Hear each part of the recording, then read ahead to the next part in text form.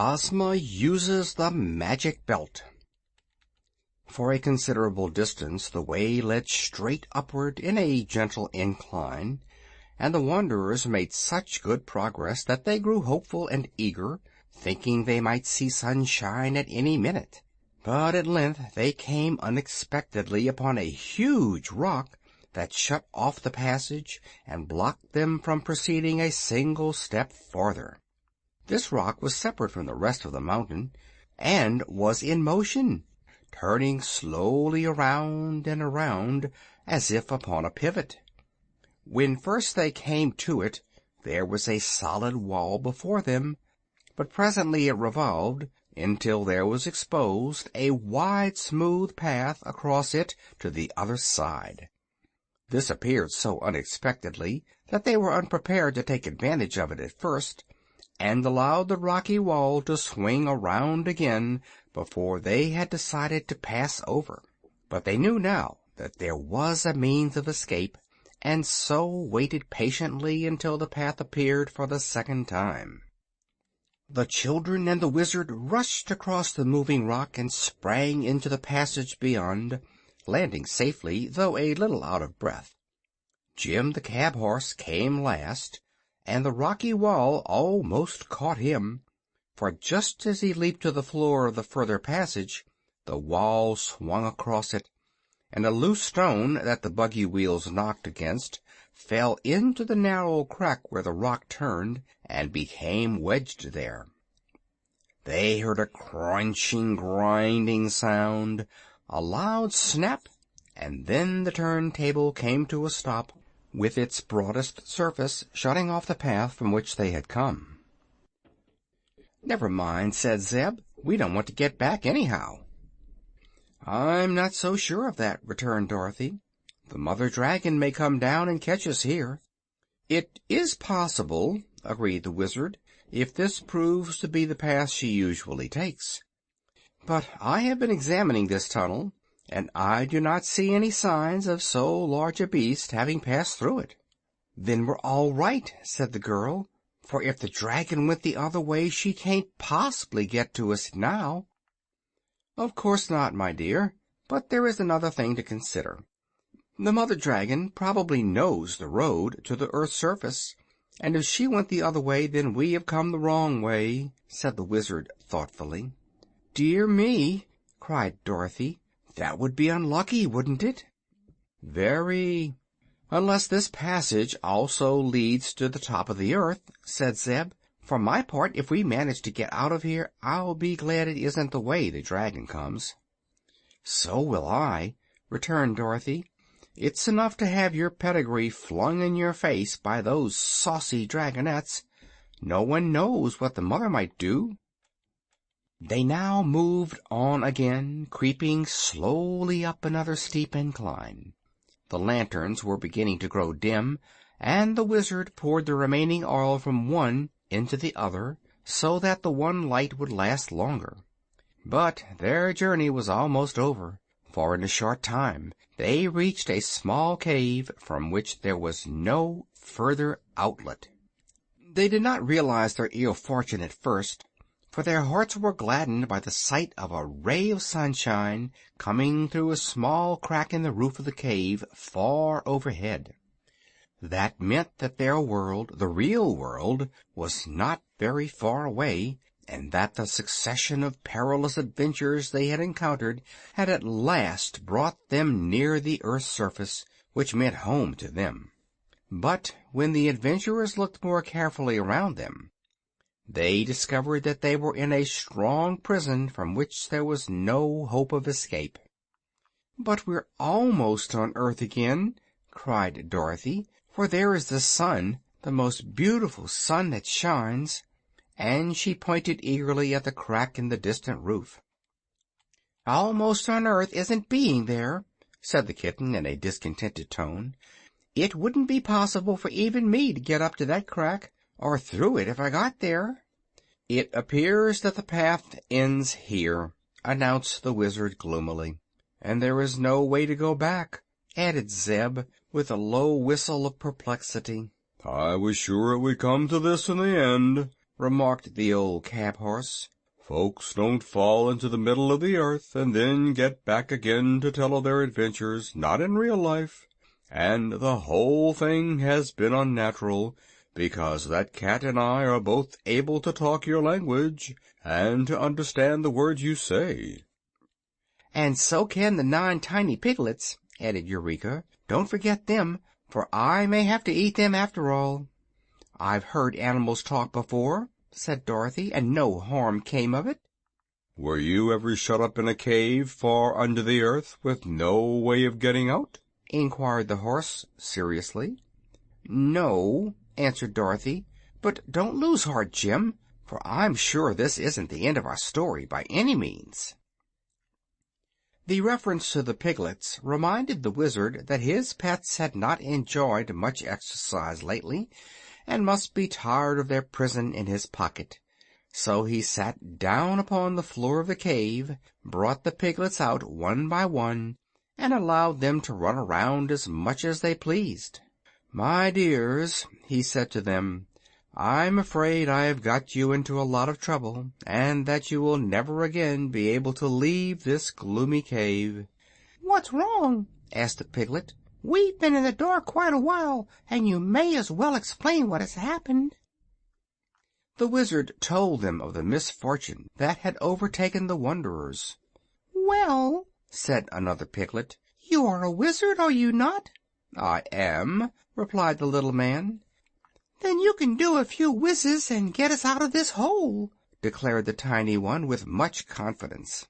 "I could if I happened to be a real wizard," returned the master sadly, "but I'm not, Piggy Weeze. I'm a humbug wizard." "Nonsense!" cried several of the piglets together. "You can ask Dorothy," said the little man in an injured tone. "It's true enough," returned the girl earnestly. "Our friend Oz is merely a humbug wizard, for he once proved it to me. He can do several very wonderful things if he knows how, but he can't whiz a single thing if he hasn't the tools and machinery to work with." "Thank you, my dear, for doing me justice," responded the Wizard gratefully. "To be accused of being a real wizard when I'm not is a slander I will not tamely submit to. But I am one of the greatest humbug wizards that ever lived, and you will realize this when we have all starved together and our bones are scattered over the floor of this lonely cave." "I don't believe we'll realize anything when it comes to that," remarked Dorothy, who had been deep in thought. "But I'm not going to scatter my bones just yet, because I need them, and you probably need yours too." "We are helpless to escape," sighed the Wizard. "We may be helpless," answered Dorothy, smiling at him, "but there are others who can do more than we can. Cheer up, friends. I'm sure Ozma will help us." "Ozma?" exclaimed the Wizard. "Who is Ozma?" "The girl that rules the marvelous land of Oz," was the reply. "She's a friend of mine, for I met her in the land of Ev not long ago, and went to Oz with her." "For the second time?" asked the Wizard with great interest. "Yes. The first time I went to Oz I found you there, ruling the Emerald City. After you went up in a balloon and escaped us, I got back to Kansas by means of a pair of magical silver shoes." "I remember those shoes," said the little man, nodding. "They once belonged to the Wicked Witch. Have you them here with you?" "No, I lost them somewhere in the air," exclaimed the child. "But the second time I went to the Land of Oz I owned the Nome King's magic belt, which is much more powerful than were the silver shoes." "Where is that magic belt?" inquired the Wizard, who had listened with great interest. "Ozma has it, for its powers won't work in a common ordinary country like the United States. Anyone in a fairy country like the Land of Oz can do anything with it, so I left it with my friend, the Princess Ozma, who used it to wish me in Australia with Uncle Henry." "And were you?" asked Zeb, astonished at what he heard. "Of course, in just a jiffy." and Ozma has an enchanted picture hanging in her room that shows her the exact scene where any of her friends may be at any time she chooses. All she has to do is to say, "I wonder what so-and-so is doing," and at once the picture shows where her friend is and what the friend is doing. That's real magic, Mr. Wizard, isn't it? Well, every day at 4 o'clock, Ozma has promised to look at me in that picture, and if I am in need of help, I'm to make her a certain sign, and she will put on the Nome King's magic belt and wish me to be with her in Oz. Do you mean that Princess Ozma will see this cave in her enchanted picture, and see all of us here, and what we are doing?" demanded Zeb. "Of course, when it is 4 o'clock," she replied, with a laugh at his startled expression. "And when you make a sign, she will bring you to her in the Land of Oz?" continued the boy.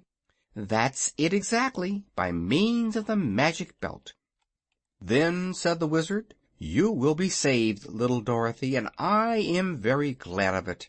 The rest of us will die much more cheerfully when we know you have escaped our sad fate." "I won't die cheerfully," protested the kitten.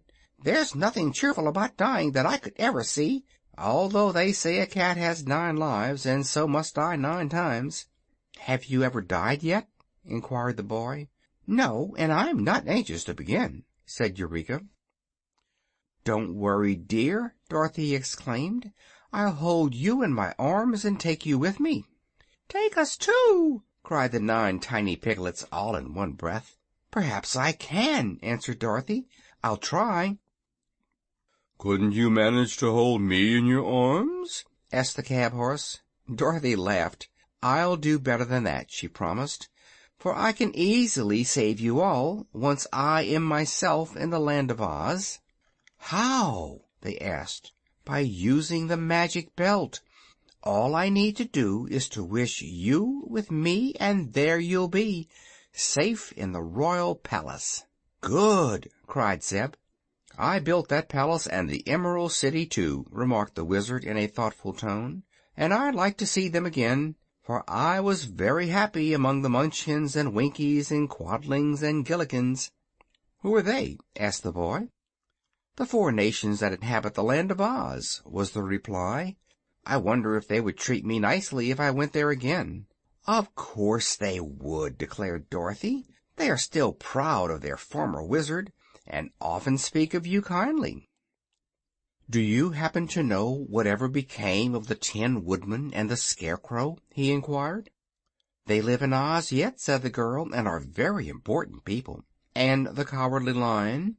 "Oh, he lives there, too, with his friend the Hungry Tiger.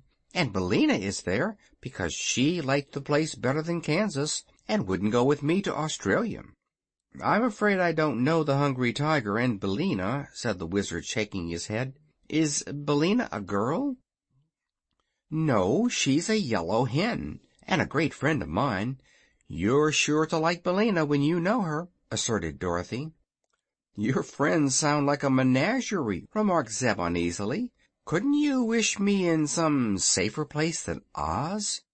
"Don't worry," replied the girl. "You'll just love the folks in Oz when you get acquainted. What time is it, Mr. Wizard?" The little man looked at his watch, a big silver one that he carried in his vest pocket. "half-past 3," he said. "Then we must wait for half an hour," she continued, "but it won't take long after that to carry us all to the Emerald City." They sat silently thinking for a time. Then Jim suddenly asked, "Are there any horses in Oz?" "Only one," replied Dorothy, "and he's a sawhorse." "A what?" "A sawhorse. Princess Ozma once brought him to life with a witch powder when she was a boy." "Was Ozma once a boy?" asked Zeb wonderingly. "Yes, a wicked witch enchanted her so she could not rule her kingdom. But she's a girl now, and the sweetest, loveliest girl in all the world." "A sawhorse is a thing they saw boards on," remarked Jim with a sniff. "It's not when it's alive," acknowledged the girl, "but But this Sawhorse can trot as fast as you can, Jim, and he's very wise, too." "Pah! I'll race the miserable wooden donkey any day in the week," cried the cab-horse. Dorothy did not reply to that. She felt that Jim would know more about the Sawhorse later on. The time dragged wearily enough to the eager watchers, but finally the Wizard announced that 4 o'clock had arrived, and Dorothy caught up the kitten and began to make the signal that had been agreed upon to their far-away invisible Ozma. "Nothing seems to happen," said Zeb doubtfully. "Oh, we must give Ozma time to put on the magic belt," replied the girl. She had scarcely spoken the words when she suddenly disappeared from the cave, and with her went the kitten. There had been no sound of any kind, and no warning. One moment Dorothy sat beside them with the kitten in her lap, and a moment later the horse, the piglets, the Wizard, and the boy were all that remained in the underground prison. "I believe we will soon follow her," announced the Wizard in a tone of great relief, "for I know something about the magic of the fairyland that is called the Land of Oz. Let us be ready, for we may be sent for any minute." He put the piglets safely away in his pocket again, and then he and Zeb got into the buggy and sat expectantly upon the seat. "Will it hurt?" asked the boy in a voice that trembled a little. "Not at all," replied the Wizard. "It will all happen as quick as a wink." And that was the way it did happen. The cab-horse gave a nervous start, and Zeb began to rub his eyes to make sure he was not asleep, for they were in the streets of a beautiful emerald green city, bathed in a grateful green light that was especially pleasing to their eyes, and surrounded by merry-faced people in gorgeous green and gold costumes of many extraordinary designs. Before them were the jewel-studded gates of a magnificent palace, and now the gates opened slowly as if inviting them to enter the courtyard, where splendid flowers were blooming and pretty fountains shot their silvery sprays into the air. Zeb shook the reins to rouse the cab-horse from his stupor of amazement, for the people were beginning to gather around and stare at the strangers. "Gid-dap!"